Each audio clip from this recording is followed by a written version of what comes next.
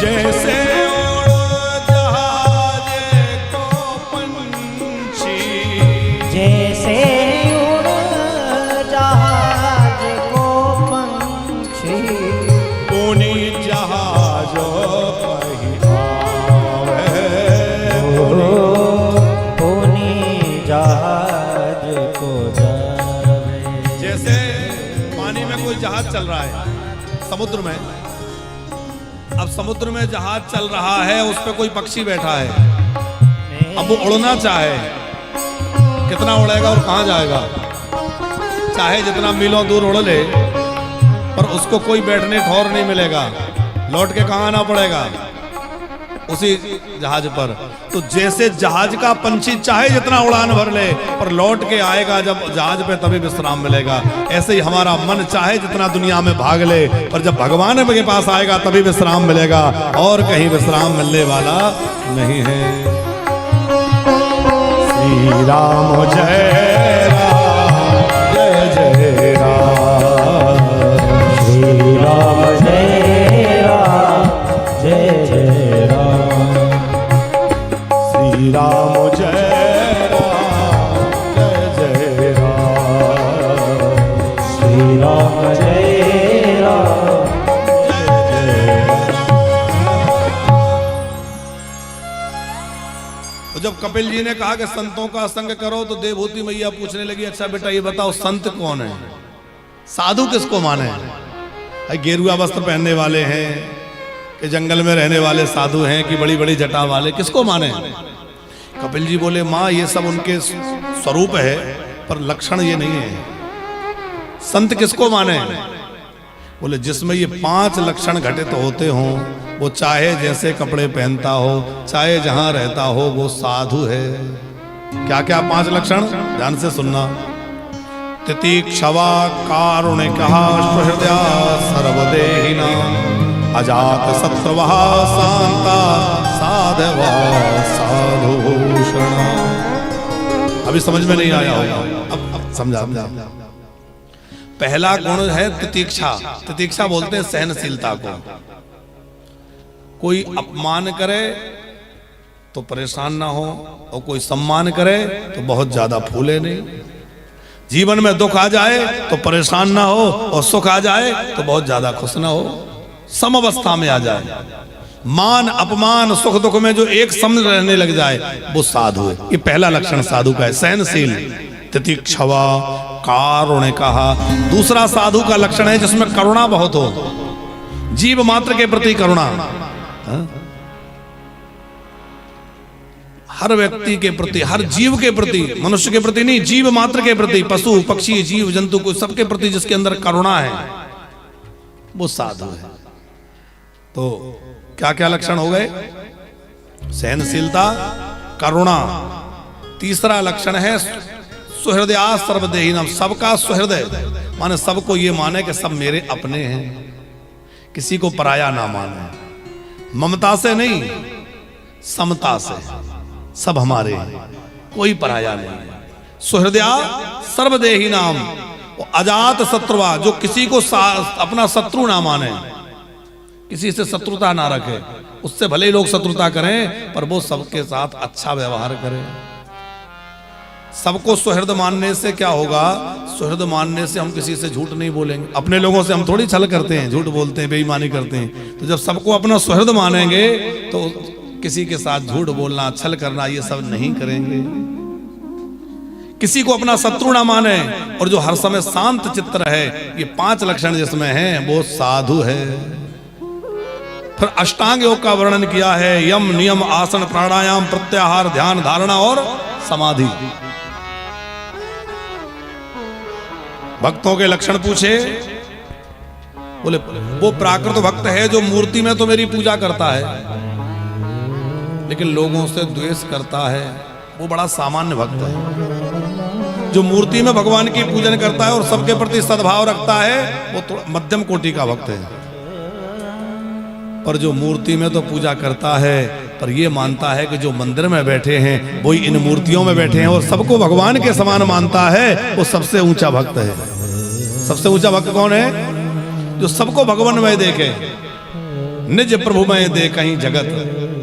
भगवान को सब सब में भगवान को ही देखे। अब विचार करो, यदि सब जगह भगवान दिखने लगेंगे तो फिर किसी के साथ हम गलत व्यवहार करेंगे? अच्छा, जगत हमें निंदनीय लग रहा है, हमने आरंभ में आज कहा था, तो इसका मतलब है इधर गड़बड़ है आंखों में, हमारे विचारों में। जगत हमें बंदनीय लगने लग जाए। वो स्वामी तुलसीदास जी को सब कोई बंदनीय लग रहे हैं। वो राक्षसों की वंदना कर रहे हैं, दुष्टों की वंदना कर रहे हैं, देवताओं की, सबकी वंदना कर रहे हैं। उनको सब बंदनीय लग रहे हैं, हमको सब निंदनीय लग रहे हैं। क्यों? बोले हमारे दृष्टि में दोष है। जिस दिन हमारी दृष्टि दिव्य बनेगी, हमें भी सारी जगत जो है निंदनीय नहीं लगेगा, सारा जगत वंदनीय लगने लग जाएगा, सबको ही वंदनीय लगेंगे। तो भगवान के सुंदर स्वरूप का वर्णन किया, भगवान का स्वरूप बतलाया, भगवान कैसे हैं। अरे भैया, एक बार मन हटा के संसार से उन बांके बिहारी में लगा के तो देखें, हैं? और एक बार जब उन बांके बिहारी में मन लगता है तो फिर जो है ताली सेवा करते हुए आनंद से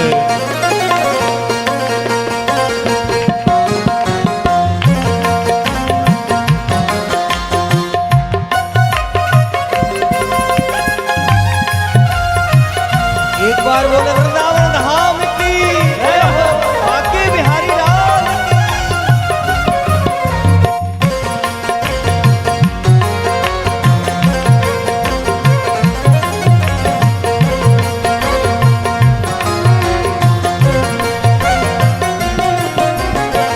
बड़ा ही दयालु है बांके बिहारी, बड़ा ही दयालु है बांके बिहारी।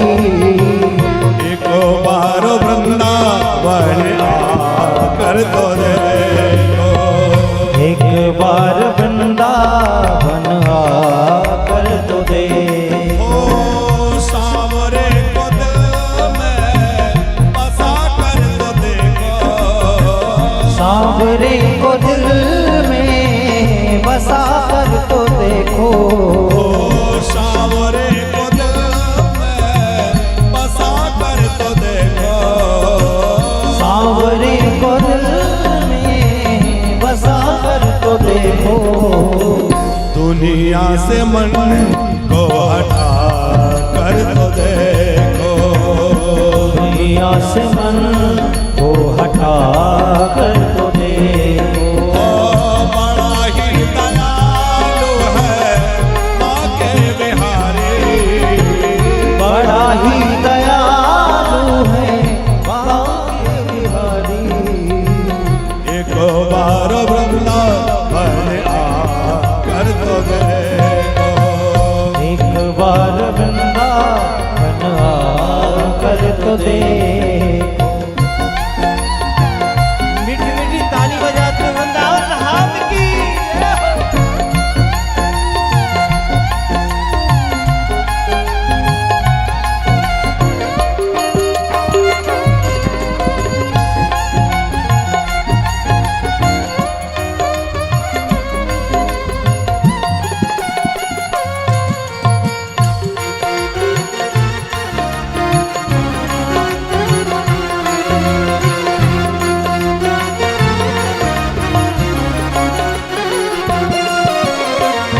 मीरा ने जैसे गिरधर को पाया, मीरा ने जैसे गिरधर को पाया।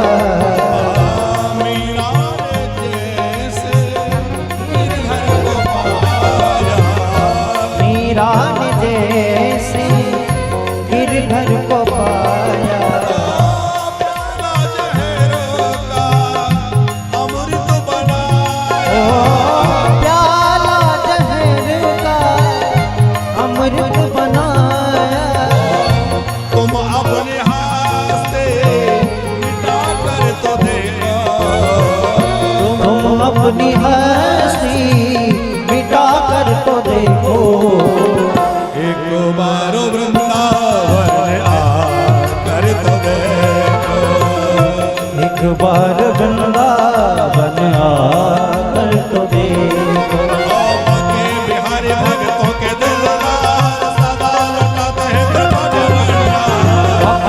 बिहारी भक्तों के दिलदार सदा लुटाते हैं कृपा के भंडार। बाके बिहारी भक्तों के दिलदार सदा लुटाते हैं कृपा के भंडार। बाके बिहारी भक्तों के दिलदार सदा लुटाते हैं कृपा के भंडार। बड़ा ही दयालु है बाके बिहारी, बड़ा ही दयालु है बाके बिहारी। एक बार वृंदावन आकर तो देखो, एक बार वृंदावन आकर तो देखो।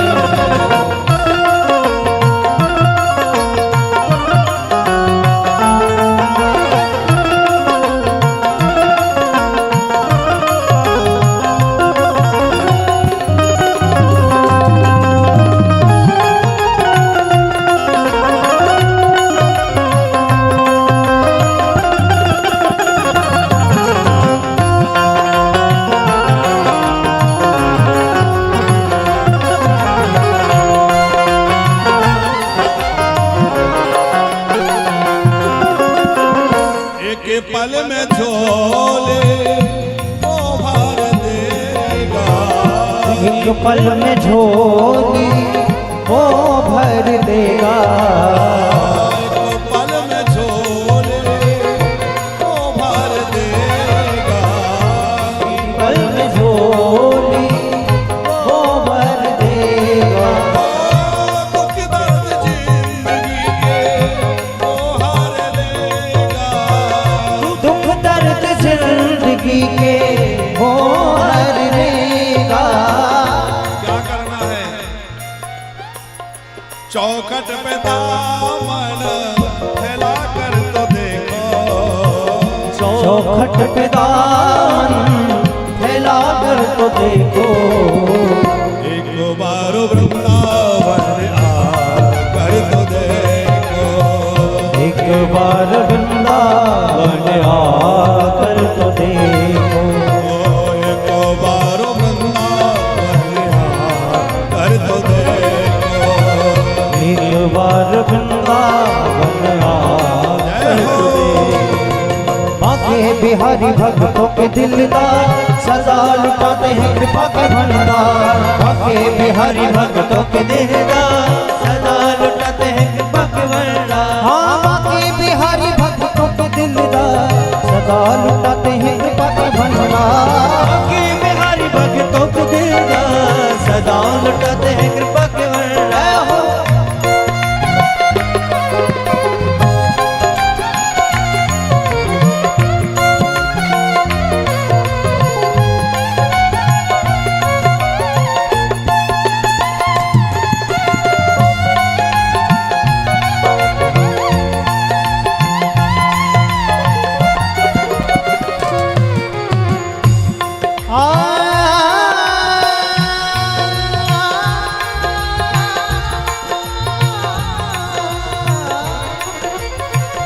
सदियों से तेरा हूँ दीवाना,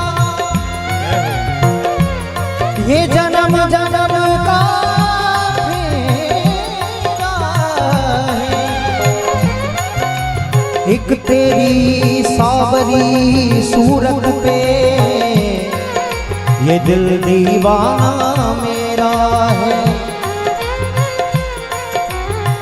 नंदलाल तेरे दीदार बिना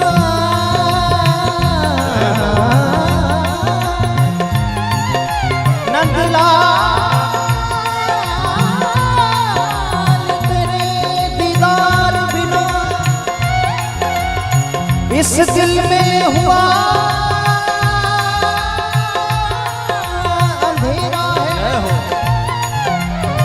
एक बार तू कह दे मुझको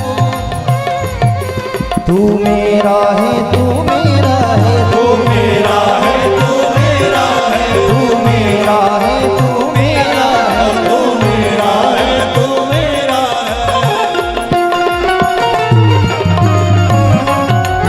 एक बार बोले बाके बिहारी लाल की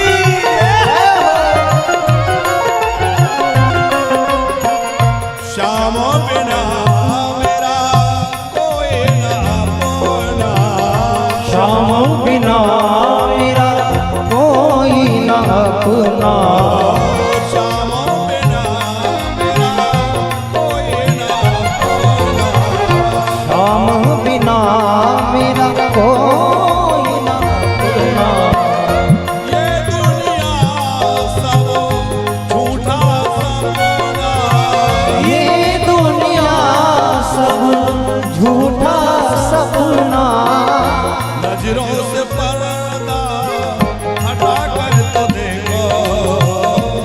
नजरों से पर्दा हटा कर तो देखो, एक बारो वृंदावन आकर तो देखो, एक बार वृंदावन आकर तो देखो।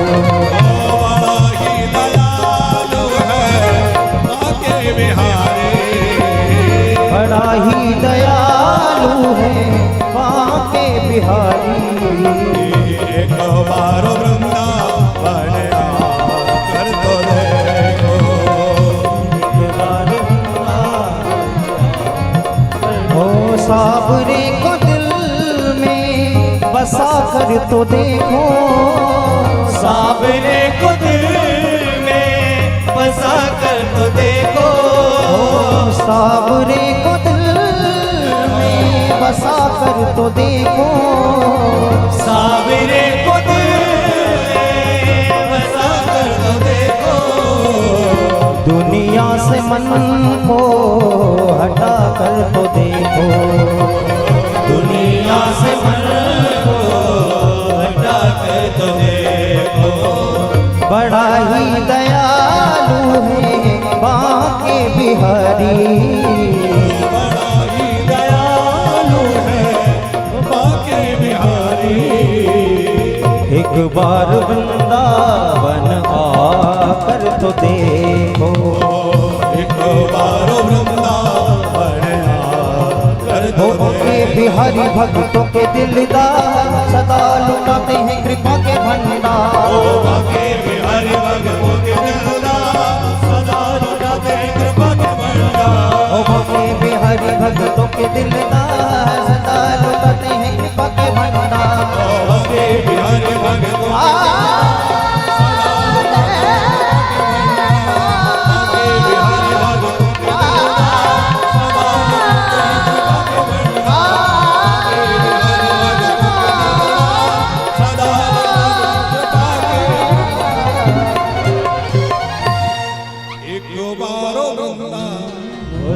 आकर तो दे, एक बार वृंदावन आकर तो दे। बोलो वृंदावन बिहारी लाल की जय हो। कपिल नारायण भगवान ने बहुत अद्भुत उपदेश माता देवहूति को दिया, और कपिल संवाद का जो मूल निचोड़ है वो है नाम। कपिल जी कहते हैं, माँ कोई साधन ना बने तो मेरा नाम पकड़ ले। मेरे नाम को जिसने पकड़ लिया उसने सारे साधन कर लिए। कपिल नारायण भगवान तो यही संगम तीर्थ पर पधार गए, यहीं विराजे, आज भी विराजे। कपिल मुनि का आश्रम है गंगा सागर, और देवहूति मैया का देह इतना प्रेम में वो हो गया कि वो पिघल के नदी बन गई। देवहूति मैया नदी के रूप में प्रकट हो गई। फिर महाराज मनु की बड़ी बेटी आकुति की जो है उनका विवाह रुचि नाम के प्रजापति से हुआ था, जिनके यहाँ भगवान यज्ञ पुरुष के रूप में प्रकट हुए, और भगवती लक्ष्मी जो है वो दक्षिणा देवी बन करके आई। हम जो दक्षिणा देते हैं ये कौन है? लक्ष्मी जी हैं, यज्ञ नारायण की पत्नी है ये। तो भगवान यज्ञ नारायण का प्राकट्य हुआ, दक्षिणा देवी प्रकट हुई। प्रसूति नाम की जो सबसे छोटी कन्या है महाराज मनु की, वो दक्ष महाराज के यहाँ ब्याही गई, जिनके यहाँ 16 कन्याएं हुई, जिनमें से 13 धर्म को ब्याही गई, जिनमें से मूर्ति नाम की पत्नी से नर और नारायण भगवान प्रकट हुए। उनका प्रसंग, धर्म की 13 पत्नियां हैं। तापड़िया जी, धर्म व्यक्ति के जीवन में हो तो उसके जीवन में ये 13 चीजें साथ होना चाहिए। अब क्या करें, घड़ी इतना अवसर नहीं देती। अब 7 बजने वाला है, ज्यादा विस्तार करेंगे तो अभी ध्रुव चरित्र तक तो कम से कम जाना ही है। धर्म की 13 पत्नियों के चलो नाम तो ले ही दें, आपके याद में रहेगा। श्रद्धा, मैत्री, दया, शांति, तुष्टि, पुष्टि, क्रियोन्नति, बुद्धि, मेधा, तितिक्षा, श्री, तितिक्षा, हिरीर, मूर्ति, धर्मस्य पत्नियां। धर्म की 13 पत्नियां हैं। पहली है श्रद्धा, माने व्यक्ति जब धर्मात्मा बनता है, धर्म के मार्ग पर चलता है, तो उसके जीवन में श्रद्धा अवश्य हो। श्रद्धा नहीं है तो एक पत्नी कम हो गई, श्रद्धा। दूसरी पत्नी धर्म की है, उसके नाम है मैत्री। सबके प्रति मैत्री का भाव हो, मित्रता का, प्रेम का भाव। तीसरी पत्नी का नाम है दया, हमारे अंदर जीव मात्र के प्रति दया हो। फिर शांति, तुष्टि, पुष्टि, क्रिया, उन्नति, बुद्धि, मेधा, तितीक्षा, मन सहनशीलता, ह्री, मूर्ति, ये सब धर्म की पत्नियां हैं, ये सब धर्म के अंग हैं, धर्म के साथ होना चाहिए। एक दक्ष महाराज की एक बेटी पितृगणों को ब्याही गई और एक भगवान शिव जी के साथ ब्याह हुआ। शिव जी के साथ जिनका विवाह हुआ उनका क्या नाम है? सती महारानी। इनके कोई संतान नहीं हुई क्योंकि इन्होंने अपने पिता के यज्ञ में अपने देह को भस्म कर दिया। इतना सुनते ही विदुर जी बोले ऐसा क्यों हुआ? अरे वो तो भगवती पराम्बा थे, वो अपने पिता के यज्ञ में। तो पूरा प्रसंग सुनाया। बोले एक बार क्या हुआ, दक्ष महाराज अपने दामाद जी भोले बाबा से रुष्ट हो गए। क्यों? बोले एक बार बड़ा भारी एक सत्र हो रहा था, सब देवता वहां विराजमान थे, दक्ष महाराज आए। अच्छा, कुछ लोगों का अभ्यास होता है कि वो सबसे बाद में पहुंचे, और विशेष लोग जो होते हैं वो तो ये चाहते हैं कि जब सब सभा सज जाए वो फोन पे पूछते रहते हैं कि कैसा माहौल है? हाँ, जब सब थोड़ा इंतजार कर लें, सब बैठ जाए तभी जाएंगे। तो दक्ष महाराज सबसे बाद में आए, सब देवता बैठे थे। तो जैसे दक्ष महाराज प्रवेश हुए तो सब उठ के खड़े हो गए। भगवान शंकर खड़े नहीं हुए। क्यों नहीं हुए? क्योंकि वो आंख बंद करके ध्यान में बैठे थे, उनको पता ही नहीं चला कब कौन आया।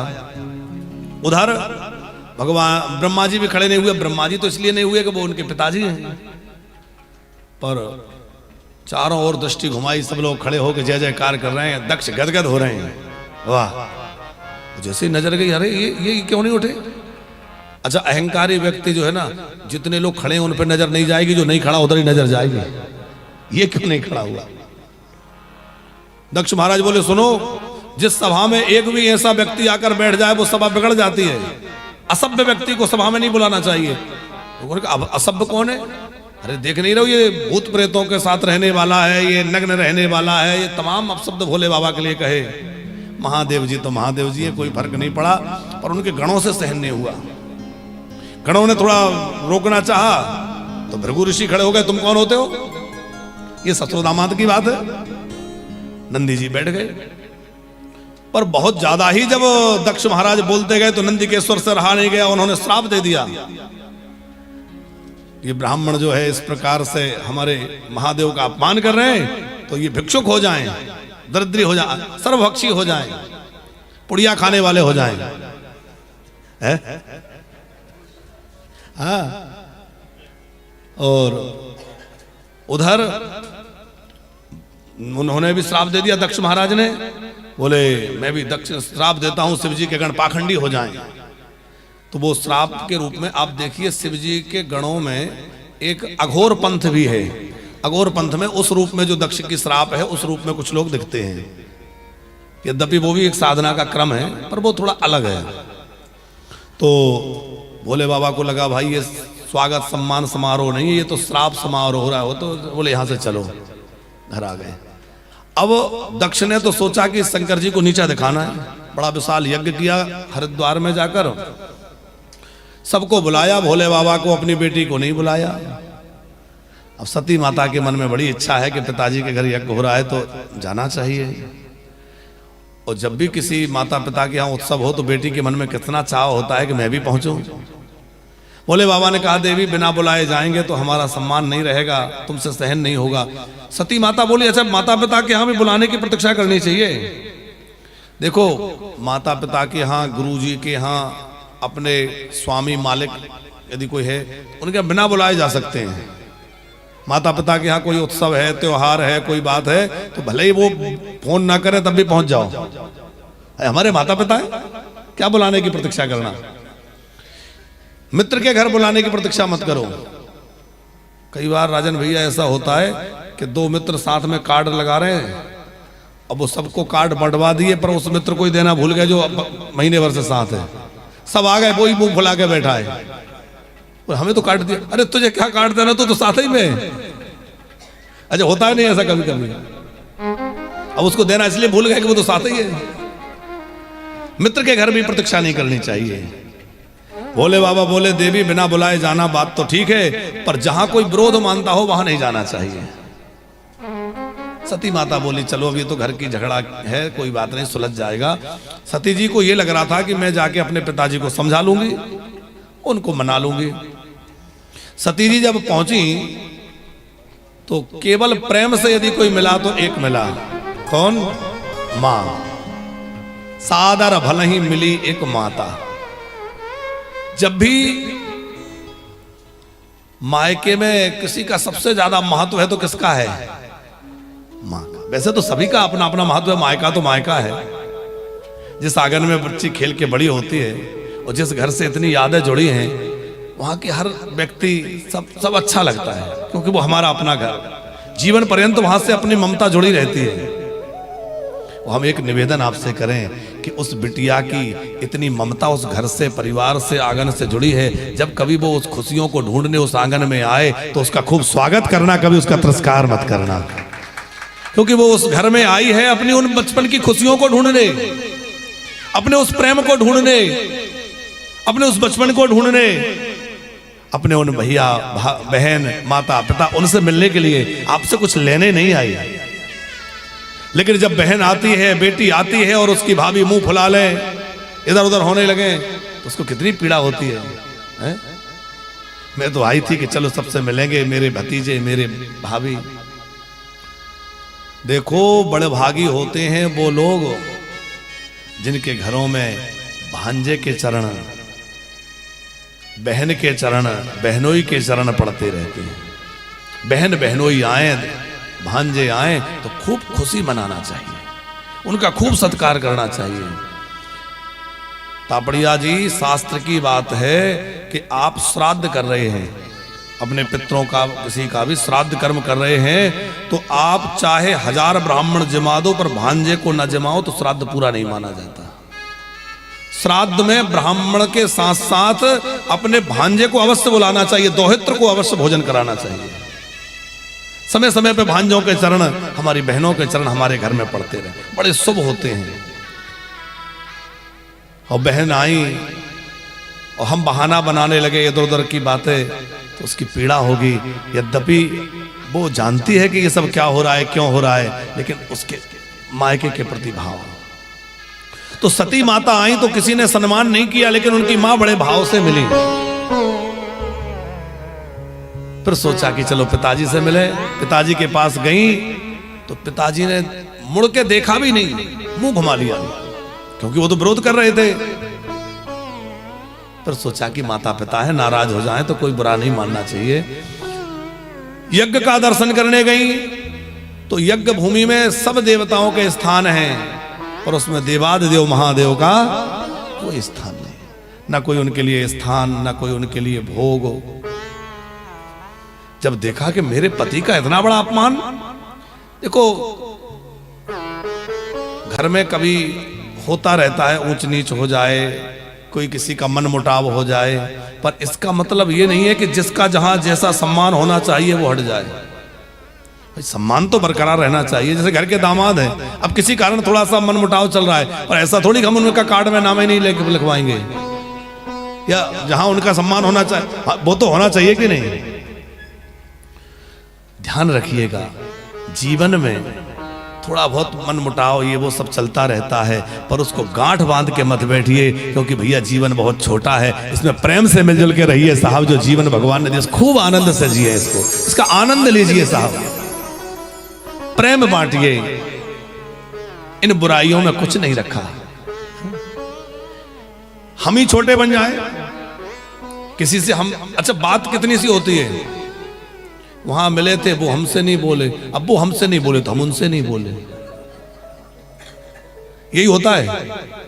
हमें देखकर वो उधर चले गए तो हमने कहा तुम उधर जा रहे तो हम भी नहीं बोल रहे, हम भी इधर चले गए। अरे हम ही छोटे बन जाए, है निभाना है ना। सामने वाला नहीं बोला कोई बात नहीं, हम बोल रहे हैं, उसको भी फिर लज्जा महसूस होगी कि देखो मैं तो इनको अनदेखा कर रहा था, पर इनका भाव देखो कि आके इतने प्रेम से मिल रहे हैं, तो उसके मन में भी कोई गिलानी होगी तो निकल जाएगी। बहुत बार यही होता है कि हम सोचते हैं कि सामने वाला हमसे ठीक से बात नहीं कर रहा, और सामने वाले को लगता है हम ठीक से बात नहीं कर रहे, और वो बस बिना कारण के खींचतान होती रहती है। तो सती माता को भगवान शंकर का वह अपमान सहन नहीं हुआ। भगवती सती ने जो है आसन लगा लिया। पहले तो सबको फटकार लगाई कि तुम सबने शिव निंदा में भाग लिया है, तुम सबको उसका फल भोगना पड़ेगा। जैसे ही आसन लगाया, योग अग्नि को प्रकट किया। योग अग्नि में देह धू धू करके जल उठी, प्रचंड ज्वालाएं प्रकट हो गई। भगवती सती का देह जलने लगा। शिवगण भागे, माँ माँ ये क्या हुआ, माँ आपने ये क्या किया, पर बचा नहीं सके। रोते हुए शिवगण कैलाश पे जाने में भी डर रहे हैं। देवर्षि नारद ने जाकर महादेव जी से कहा, महादेव अनर्थ हो गया। और जैसे ही सती के देह त्याग की बात सुनी, भगवान शंकर का क्रोध प्रकट हो गया। महादेव को रोष आ गया, अपनी जटा निकाली और वीरभद्र नाम से गण को प्रकट कर दिया। हो वीर भद्रमते, जाओ और जाकर दक्ष को उसके करने का फल चखाओ। दक्ष महाराज के यज्ञ की ओर वीरभद्र बड़ी भारी विशाल शिवगणों की सेना लेकर चले। आंधी चलने लगी, पृथ्वी डोलने लगी, गर्जना होने लगी। और जैसे ही आए हर हर महादेव,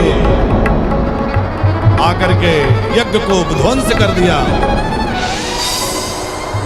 दक्ष महाराज का सिर धड़ से अलग करके यज्ञ कुंड में स्वाहा कर दिया।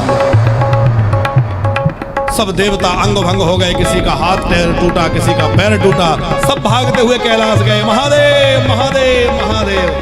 सब भगवान शंकर से कह रहे हैं, प्रभु आप प्रसन्न हो जाइए। और भगवान शंकर के शरण में जाकर के प्रार्थना करने लगे। हम भी भगवान शंकर की रुद्राष्टक के माध्यम से थोड़ी प्रार्थना कर लें, लेकिन थोड़ा सा समय अधिक हो जाएगा आप लोगों को, ऐसा तो नहीं, क्योंकि कल हमने बच्चे को कहा था कि रुद्राष्टक सुनाएंगे। अरे कहेगा कि महाराज जी ऐसे ही बातें लगाते हैं। सब देवता शिव जी की प्रार्थना कर रहे हैं, हम लोग भी प्रार्थना करें। नमामि शमीशान निर्वाण रूपम्, नमामि शमीशान निर्वाण रूपम्, विभुं व्यापकं ब्रह्मवेदस्वरूपम्, विभुं व्यापकं ब्रह्मवेदस्वरूपम्, निजं निर्गुणं निर्विकल्पं चिदाकाशवासं भजेऽहं, निराकार ओंकार मूलं तुरीयं,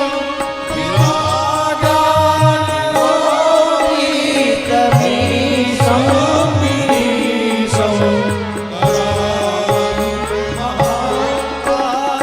कालं कृपालं गुणागार संसारपारं नतोऽहम्, तुषाराद्रिसंकास्तिघोरं गम्भीरं मनोभूतिकोटिप्रभास्ते शरीरं,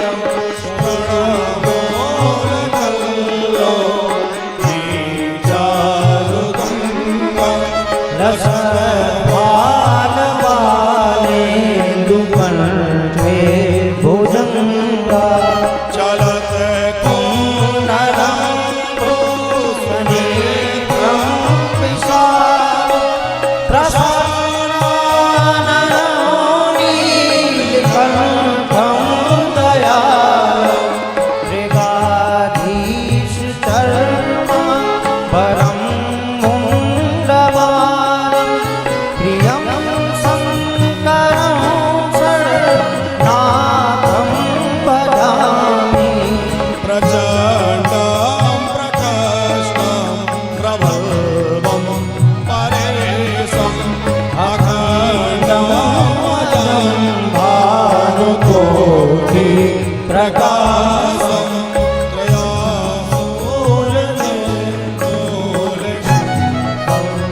पाणिं भजेऽहं भजनीपते भावगं, कदा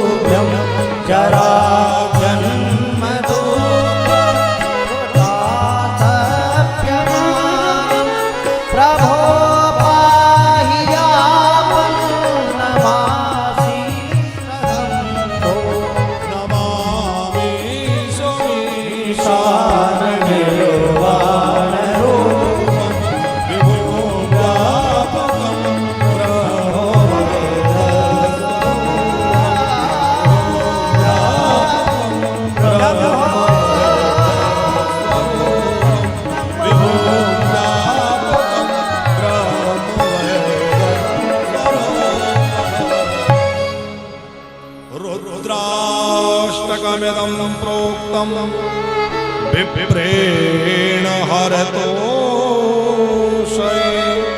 ये पठन्ति नरा भक्त्या तेषां शम्भो प्रसीदति। बोले सदेव शंकर भगवान की जय। देवताओं ने मिलकर भगवान शंकर की स्तुति करी। भगवान महादेव प्रसन्न हो गए। दक्ष को बकरे का मुख लगाकर पुनः जीवित किया और यज्ञ पूर्ण कराया।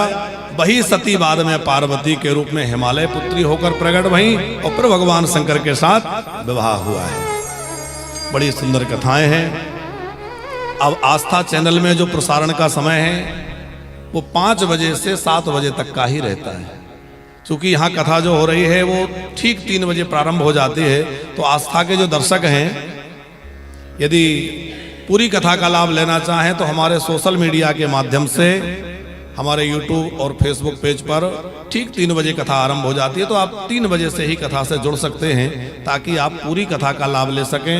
और 7 बजे के बाद भी उत्सव वगैरह जो रह जाते हैं तो वो भी हम कथा के समापन के आयोजन देख सकें, इसलिए आप सोशल मीडिया पर आ सकते हैं।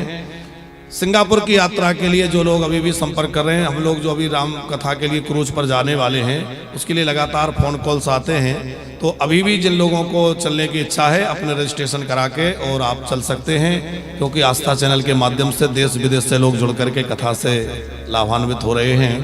तो जो लोग भी यात्रा में जाने की इच्छा रखते हैं वो यथाशीघ्र कार्यालय में संपर्क कर सकते हैं। तो आगे के प्रसंगों की ओर हम लोग चलते हैं। बोली भक्त वत्सल भगवान की। भगवती पार्वती का विवाह शिव जी के साथ संपन्न हुआ। अब शिव विवाह की कथा कभी और भगवान कृपा करेंगे तो या तो राम कथा में या शिव महापुराण कथा में विस्तार से हम लोग सुनते हैं। तो आगे ध्रुव जी का चरित्र है। मनु महाराज के 2 बेटे भी हैं, एक का नाम उत्तानपाद, एक का प्रियव्रत। उत्तानपाद की चर्चा पहले है क्योंकि प्रियव्रत तपस्या करने चले गए तो राजगद्दी पर बैठे प्रियव्रत चले गए तो उत्तानपाद बैठे। उत्तानपाद के 2 विवाह हुए। एक विवाह हुआ उनका नाम था सुनीति, जो बड़ी धर्मज्ञ थी, पर कोई संतान नहीं हुई। तो इन्होंने बहुत कहा कि देखो राजवंश आगे चलना चाहिए, आप दूसरा ब्याह कर लो। तो एक और विवाह किया सुरुचि के साथ में। सुरुचि के तो एक पुत्र हुआ, लेकिन भगवत कृपा ऐसी हुई कि सुनीति को भी एक पुत्र हो गया। तो सुनीति के पुत्र का नाम रखा गया ध्रुव और सुरुचि के पुत्र का नाम उत्तम। दोनों पुत्र धीरे धीरे बड़े हुए। लगभग 5 वर्ष की अवस्था के ध्रुव जी हो गए। एक दिन मिलने अपने पिताजी के पास गए। चूंकि सुनीति को महाराज ने महलों से बाहर रख रखा था, उसको समानता का अधिकार और उतना सम्मान नहीं प्राप्त था। कारण था सुरुचि, वो नहीं चाहती थी कि ये महलों में रहे। तो बालक खेलता खेलता पिताजी की गोद में जाने के लिए चढ़ा और सुरुचि के मन में विचार आया कि आज ये राजगद्दी पे बैठे, आज गोद में बैठेगा तो कल ये राजगद्दी मांगेगा, क्योंकि बड़ी रानी का बेटा है, बड़ा है। धक्का दे के हटा दिया, बोले नहीं बैठ सकता, जाओ यहां से। वो बालक गिर गया, चोट लग गई, रोता रोता माँ के पास आया। माँ ने सारी बात सुनी। तो देखो माँ तो माँ होती है। ये नहीं कहा कि अरे बेटा ये तेरे साथ बहुत गलत हुआ, कि ये बुरा हुआ। क्या किया माँ ने? बेटा जो वो कह रही है वो ठीक है। क्या कहा उसने? बोले वो कह रही थी कि जा भगवान का भजन करके मांगना कि मेरा बेटा बन जाए, भजन कर, तपस्या कर। सुनीति ने कहा वो बिल्कुल ठीक कह रही है, सबके पिता परमात्मा ही हैं, जा तू उनका ही भजन कर। ध्रुव जी महाराज को तपस्या के लिए प्रेरित किया। ध्रुव जी महाराज वन में तपस्या के लिए गए। कितनी अवस्था थी? 5 वर्ष की। अब भगवान कैसे मिलेंगे, कहाँ मिलेंगे, कुछ जानते नहीं थे। तो गुरुजी मिल गए, नारद जी ने सब युक्ति बतलाई, ऐसे ऐसे भजन करना। वृंदावन के पास मधुबन है, वहां चले जाओ, यमुना जी का आचमन करना, वहीं बैठ के भजन करना। मंत्र दे दिया। कौन सा मंत्र दिया? ओम नमो भगवते वासुदेवाय। इसको बोलते 12 अक्षर मंत्र, बड़ा सिद्ध मंत्र है। अच्छा, इसी मंत्र से मनु जी को राम जी मिले, ध्रुव जी को कृष्ण जी भगवान विष्णु मिले, कईयों को कृष्ण मिले। ये मंत्र राम जी का भी है, श्याम जी का भी है और विष्णु जी का सबका है। तो ध्रुव जी ने इस मंत्र का जप किया। बड़ा अच्छा नियम लिया है। 1 महीने में तो ऐसा नियम लिया कि 3 दिन तक बैठे रहते हैं, 3 दिन में उठते हैं। 1 महीना पूरा हुआ तो नियम बढ़ा दिया, अब जो है 6 दिन में उठते हैं। और जो फलहार वगैरह करते थे वो बंद कर दिया, केवल सूखे पत्ते खा लेते हैं, दूर्वा का रस पी लेते हैं, दूर्वा खा लेते हैं।